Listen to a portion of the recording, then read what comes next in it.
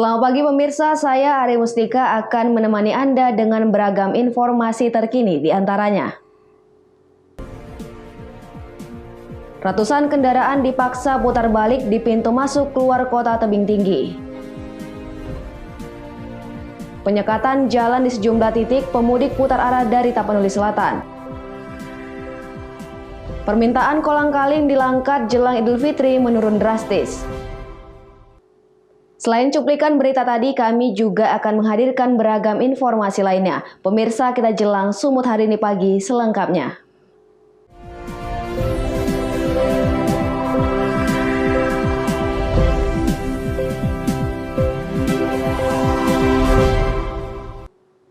Kita ke informasi pertama pemirsa, Polres Tebing Tinggi melakukan penyekatan terhadap kendaraan roda 2 dan 4 yang melakukan perjalanan mudik di pintu masuk ataupun perbatasan antar daerah kabupaten kota. Ratusan kendaraan dipaksa putar balik ke daerah asalnya karena tidak memiliki surat keterangan bebas COVID-19 dan keperluan perjalanan.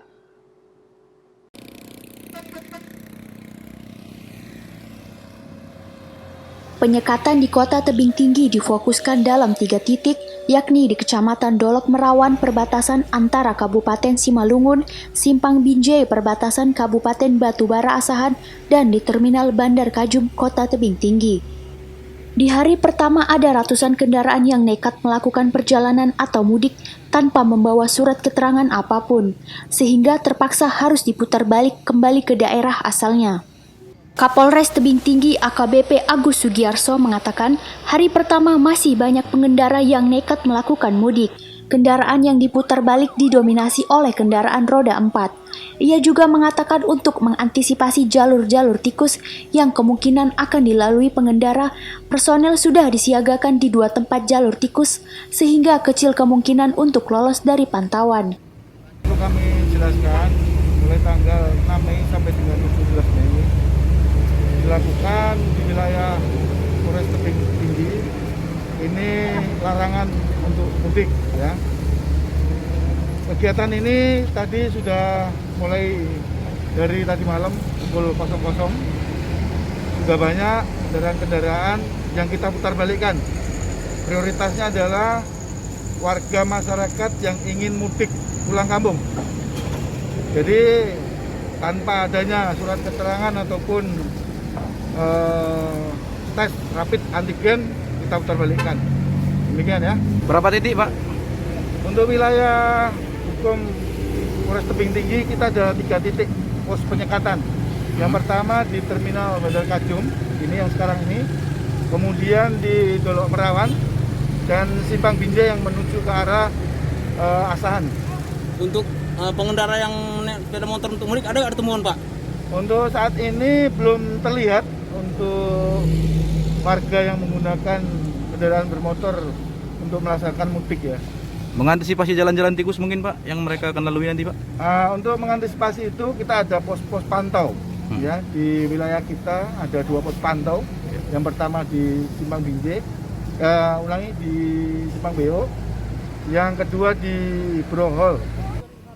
Operasi Ketupat Toba 2021 dan penyekatan akan dilakukan sejak tanggal 6 sampai 17 Mei mendatang. Alex Garingging melaporkan untuk Evarina TV. Hal serupa juga terjadi di Kabupaten Langkat. Para pengendara harus rela putar balik karena nekat masuk ke Kabupaten Langkat tanpa membawa sejumlah persyaratan saat larangan mudik diberlakukan. Kamis pagi, Posko 1 Penyekatan Mudik Lebaran Polres Langkat, Sumatera Utara mulai efektif melakukan tugasnya. Petugas gabungan yang terdiri dari Polres Langkat, Kodim 0302 Langkat, Dinas Kesehatan, dan Satpol PP Langkat mulai memeriksa sejumlah kendaraan yang diduga akan mudik. Hasilnya 1 unit truk bermuatan belasan orang yang membawa banyak koper diamankan petugas. Petugas menemukan sejumlah warga akan mudik lebaran dari Kabupaten Padang Lawas menuju Nanggro Aceh Darussalam. Petugas kemudian meminta sopir truk untuk kembali ke arah Medan.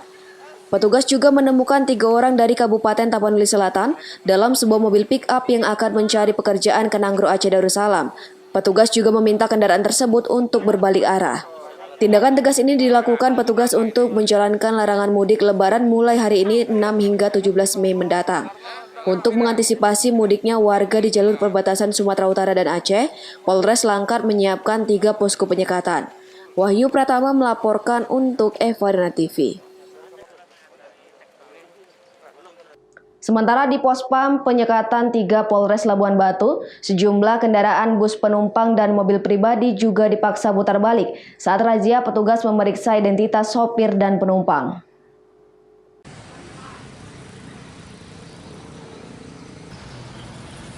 Sesuai Peraturan Menteri Perhubungan Nomor 13 Tahun 2021 tentang pengendalian transportasi selama masa Idul Fitri dalam rangka pencegahan penyebaran COVID-19, Polres Labuan Batu melalui Polsek Waluhulu melakukan razia gabungan arus mudik dan memeriksa sejumlah kendaraan bermotor yang melintas di Pospam Penyekatan 3. Dalam razia tersebut, petugas memaksa sejumlah bus membawa penumpang maupun kendaraan pribadi yang datang dari luar daerah untuk putar balik arah.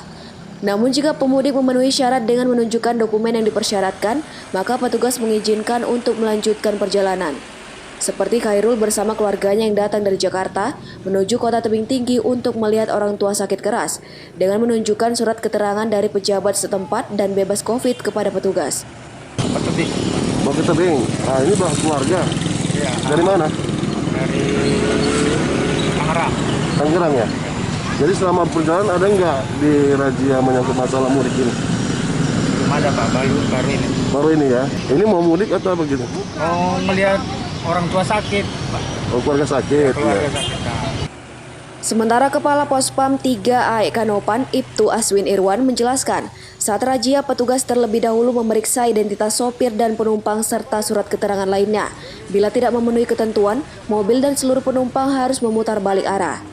Razia penyekatan arus transportasi Hari Raya Idul Fitri tetap dilaksanakan mulai tanggal 6 hingga 17 Mei 2021 mendatang oleh petugas keamanan gabungan dan Pemkab Labuan Batu Utara.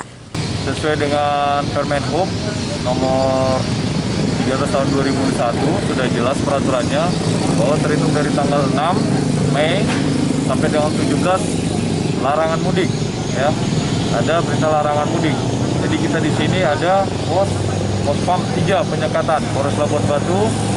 Jadi tugas kita adalah menghalau para pemudik yang akan melintas di wilayah kita ya. Khususnya para penumpang-penumpang yang mobil pribadi yang dijadikan angkutan umum seperti travel yang plat hitam itu dijadikan mobil angkutan umum. Jadi nanti kita lihat dari penumpangnya yang KTP-nya alamatnya yang berlainan tempat tinggalnya.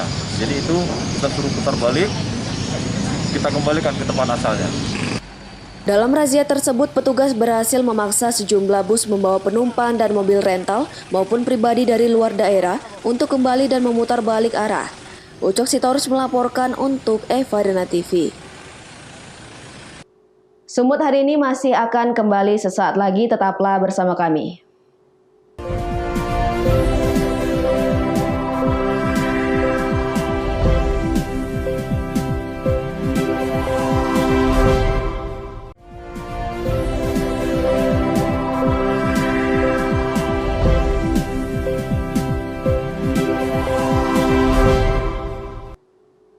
Terima kasih Anda masih bersama kami. Pemirsa, puluhan mobil pemudik terpaksa balik arah saat akan memasuki wilayah Tapanuli Selatan. Dalam operasi Ketupat Lebaran 2021 ini, petugas melakukan penyekatan terhadap pemudik dan pelintas batas dengan melakukan cek suhu tubuh dan wajib patuh protokol kesehatan.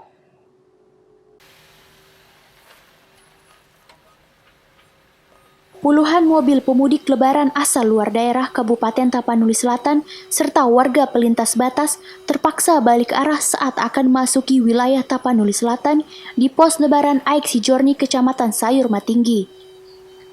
Petugas menyuruh warga untuk balik arah karena tidak mematuhi protokol kesehatan saat akan memasuki wilayah Tapanuli Selatan.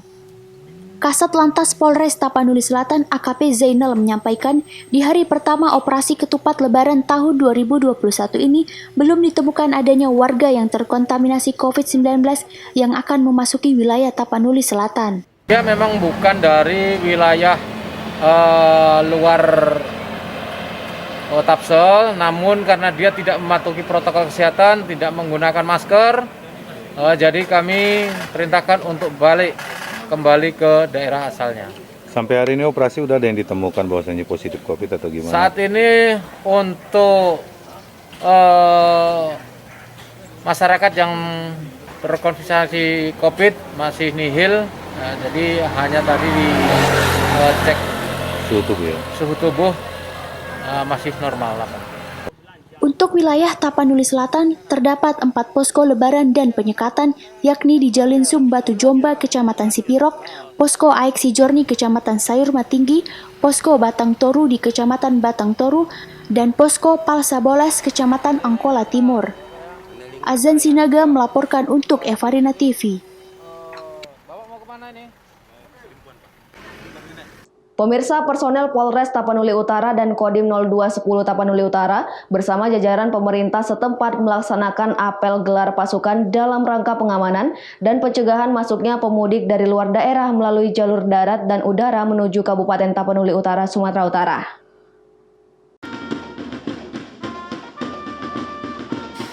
Apel gelar pasukan ini dilaksanakan di lapangan Tangsi Tarutung, Kabupaten Tapanuli Utara, Sumatera Utara. Pada kegiatan ini, Bupati Tapanuli Utara Nixon Nababan bertindak sebagai inspektur upacara.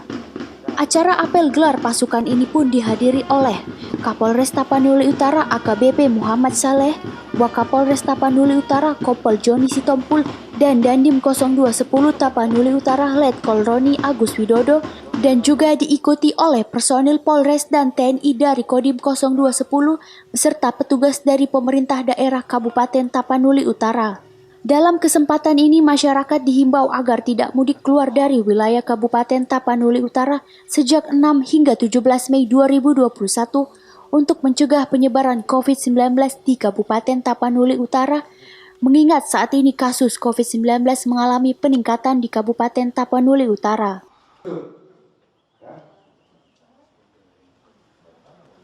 Masing-masing Banjar sudah buat menutup sekolah, pesta, dan tempat hiburan tidak ada boleh lagi live music, ya. Hanya kalau ada restoran silakan buka, tapi harus dibatasi 50%, ya, dengan prokes ketat.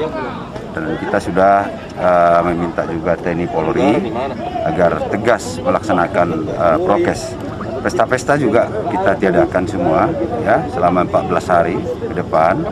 Nanti kita cek lagi, kalau memang ada penurunan kita akan buka lagi, tapi kalau tidak ada kita mungkin akan perpanjang aturan ini. Pertama-tama kami melakukan rapat koordinasi sehingga semua terintegrasi, semua lini, semua instansi bergerak bersama-sama, mulai dari kepolisian, TNI, Pemkab, ya. Tadi kami juga baru melaksanakan rapat untuk menyamakan frekuensi, menyamakan persepsi.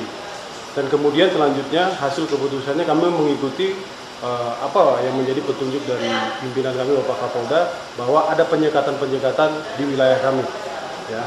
Di tempat kami ada 4, ya, penyekatan, sehingga kendaraan-kendaraan yang berasal dari luar bisa kita halau, ya, untuk tidak masuk ke wilayah kita. Dan begitu juga mungkin dari wilayah-wilayah lain. Ya, yang pasti kita suruh balik.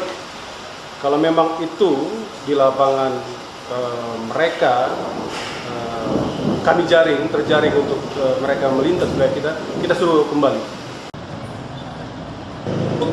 Jamarlin Saragih melaporkan untuk Evarina TV. Pemirsa, perusahaan Kereta Api Indonesia tetap menjalankan operasional angkutannya pada tanggal 6 hingga 17 Mei 2021.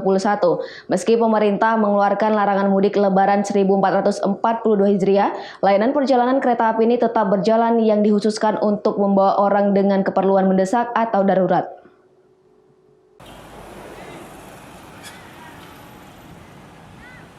Terkait larangan mudik mulai 6 hingga 17 Mei 2021, perusahaan Kereta Api Indonesia Divisi Regional 1 Kota Medan masih mengoperasikan kereta api antar kota, di mana pelayanan ini hanya diperuntukkan bagi pelaku perjalanan mendesak untuk kepentingan non-mudik saja. Kepala Stasiun Kereta Api Medan, Sujoko, mengatakan, Hal tersebut sesuai Surat Edaran Satuan Tugas Penanganan COVID-19 Nomor 13 Tahun 2021 dan Surat Direktur Jenderal Perkeretaapian Nomor HK701-1-10-DJKA-2021 pada 30 April 2021, di mana pihak Kereta Api Medan menjalankan angkutannya hanya antar kota pada periode tersebut, bukan untuk melayani masyarakat yang ingin mudik lebaran. Dan pihaknya akan tetap mematuhi aturan dan kebijakan dari pemerintah mengenai larangan mudik. Dirinya juga menjelaskan bahwa masyarakat yang diperbolehkan menggunakan kereta api adalah pelaku perjalanan untuk kepentingan mendesak, yaitu untuk bekerja atau perjalanan dinas, kunjungan keluarga sakit, kunjungan duka anggota keluarga meninggal, serta ibu hamil yang didampingi oleh 1 orang anggota keluarga. Untuk pegawai instansi pemerintahan dan prajurit TNI Polri, syaratnya adalah wajib memiliki surat izin perjalanan dinas. Selain itu, para pelaku perjalanan dengan keperluan mendesak untuk kepentingan non-mudik juga tetap diharuskan menunjukkan hasil negatif rapid test PCR atau rapid test antigen kepada petugas kereta api. Untuk perjalanan kereta api perkotaan, terdapat 2 kereta api dengan 20 perjalanan yang dioperasikan, di mana dilakukan pembatasan jam operasional, yaitu keberangkatan dari stasiun awal maksimal 8 malam.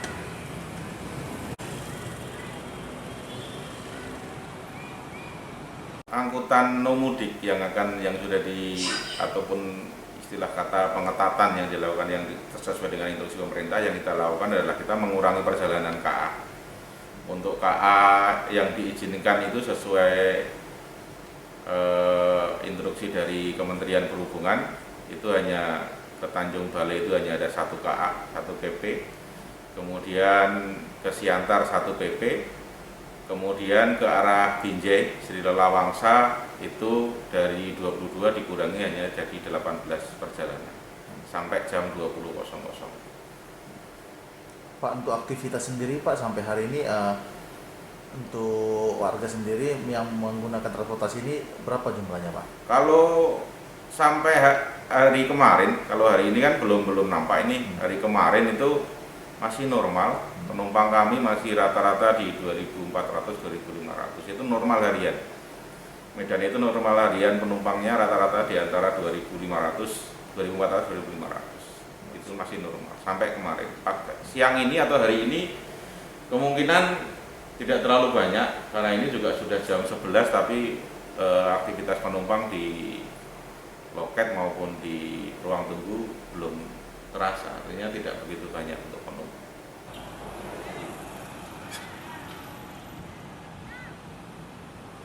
Pihaknya juga berharap kepada seluruh penumpang dapat tetap membatasi mobilitasnya serta tidak mudik tahun ini. Wahyu Pratama melaporkan untuk Evarina TV.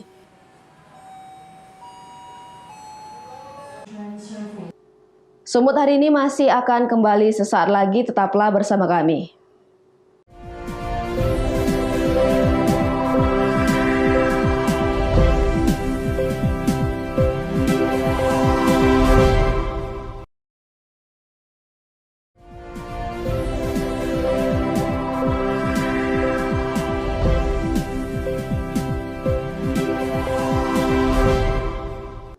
Terima kasih Anda masih bersama kami. Forum Komunikasi Pimpinan Daerah Kabupaten Karo melaksanakan pengecekan objek wisata jelang Hari Raya Idul Fitri. Pengecekan bertujuan untuk memastikan para pelaku wisata mematuhi peraturan protokol kesehatan sesuai surat edaran Bupati.